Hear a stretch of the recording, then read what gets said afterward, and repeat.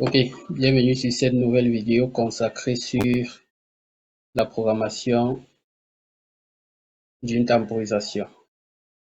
Donc, ici nous avons un exemple de circuit de simulation que nous allons utiliser. Le principe est tel que lorsqu'on appuie sur ce contact, cette sortie se met directement en marche, c'est-à-dire elle s'active. Dès qu'elle s'active, son contact aussi associé s'active. Une fois son contact activé, lance la temporisation T. Et une fois, parce que ici nous allons définir une valeur de la temporisation. Une fois cette valeur écoulée, alors activation du contact de la temporisation. Et l'activation de ce contact directement active notre sortie, notre deuxième sortie, donc Q01. Ici nous avons la première sortie Q00 et là la sortie Q01. Donc nous allons nous rendre sur MicroWin pour vérifier comment fonctionne cette temporisation.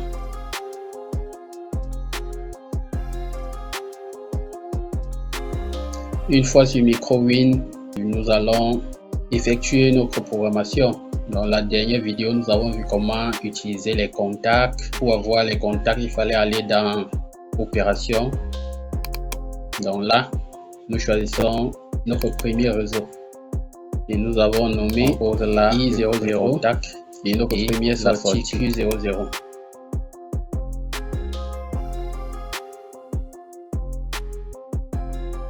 Maintenant, au niveau du réseau 2, nous allons poser notre contact de la première sortie Q00 et ensuite la temporisation. On pose encore là le contact et au niveau de la temporisation, on cherche la temporisation. Nous avons là la temporisation T-on. T-on signifie que une fois la sortie Q0 activé, c'est-à-dire une fois activé notre bloc temporisation, alors cela provoque la fermeture de son contact qui va par la suite activer notre deuxième sortie Q01. Par contre, si nous prenons plutôt T-off, ce que nous allons faire la prochaine vidéo, donc comment utiliser le T-off pour pouvoir insérer dans une programmation. Donc pour le moment, nous allons utiliser T-on. Et son fonctionnement est tel que une fois la sortie Q0 activée, alors lancement de la temporisation de T. Et à la fin de cette temporisation, il y aura fermeture de son contact. Donc cela signifie que une fois la sortie Q0 activée, la temporisation se met en marche en fait. Maintenant, après l'écoulement du temps bien défini que nous allons définir là, cette temporisation ou bien le bloc temporisation ferme son contact que nous allons définir, ce qui va assurer la continuité du courant pour pouvoir alimenter notre deuxième sortie Q01. Donc là nous allons définir Q00 et ici nous avons plusieurs possibilités pour définir notre temporisation à ce niveau. Nous pouvons utiliser le T32 ou le T96 pour une base de temps. Donc nous avons la base de temps ici pour une base de temps de 1 milliseconde. Donc là nous allons prendre T32 et définir le temps T temporisation. Nous allons prendre 1500. Une fois défini, nous allons donc définir notre deuxième sortie. Opération au réseau croix, contact, sortie. Donc là, nous avons le contact de la temporisation et notre deuxième sortie là. Une fois notre programmation terminée, nous allons compiler pour vérifier des éventuelles erreurs s'il y a erreur. Donc toujours le faire parce que Et si nous chargeons directement un programme qui ne tient pas la route, cela risque d'endommager notre automate. Là, nous avons 0 erreur. Et dans ce cas, nous pouvons exporter notre travail pour pouvoir l'utiliser dans le simulateur S7200. Nous allons donc appeler ce projet P2 et l'enregistrer au bureau pour que l'accès soit plus rapide pour ne pas perdre de temps. Une fois exporté, nous allons aller dans notre S7200, le simulateur, paramétrer notre processeur dans le CPU de notre automate. Donc nous allons double-cliquer là parce qu'actuellement nous sommes à CPU 214, donc qui est largement pour un si petit projet. Nous prenons, regardez ici, le nombre d'entrées énorme et nombre de sorties énorme. Seulement pour un simple projet, donc nous avons juste besoin d'une seule entrée et de 2 sorties. Donc nous allons prendre un automate dont le CPU nous donne le nombre d'entrées et de sorties moindre. Par exemple, le CPU 221 qui nous donne 4 entrées, 2 sorties, ce qui correspond exactement à notre projet. Nous avons besoin de 2 sorties et d'une seule entrée. Et à partir de là, une fois chargé le CPU, nous allons charger notre programme en allant dans Load PCL ou bien Programme, Load Programme. Donc, nous pouvons directement cliquer là. Par défaut, nous pouvons laisser activer Logic Block.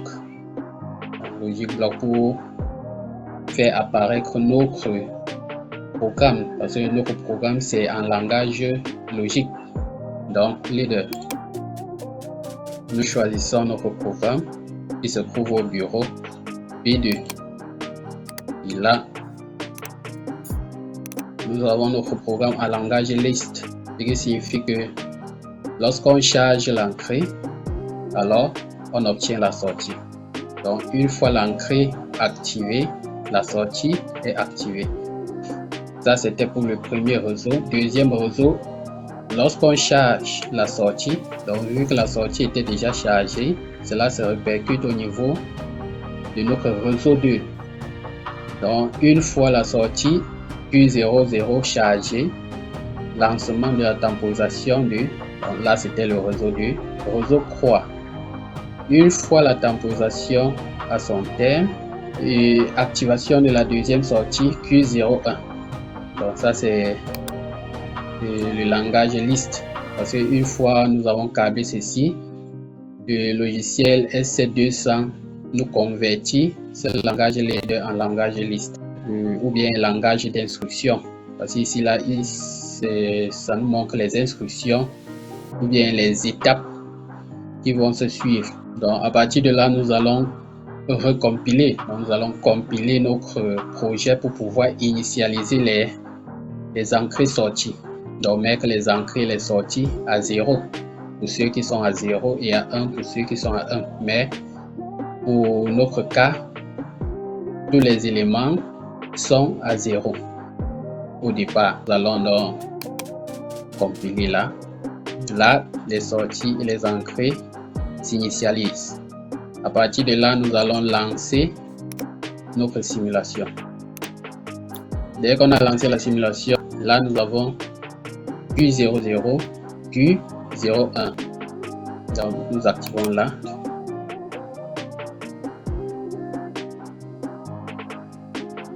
Nous avons l'activation de notre sortie Q01. Et voilà, nous pouvons lancer et attendre l'écoulement du temps. La activation de notre sortie.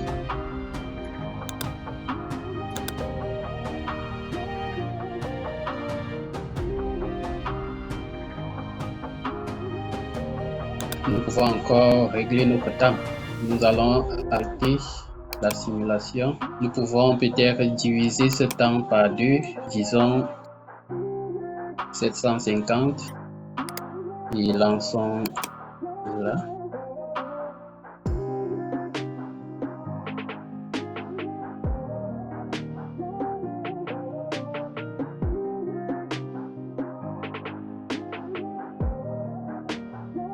nous avons modifié le temps des entrées sorties déjà initialisées.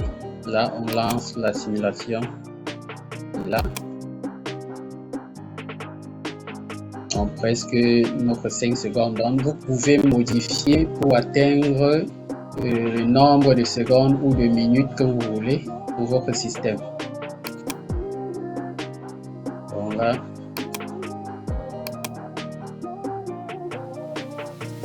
pratiquement 5 secondes. Donc 4-5 secondes. Bref, vous pouvez matérialiser cela à votre guise. Je vous dis à la prochaine pour une nouvelle vidéo, et dans cette nouvelle vidéo nous allons voir comment utiliser plutôt le T-off. À la prochaine.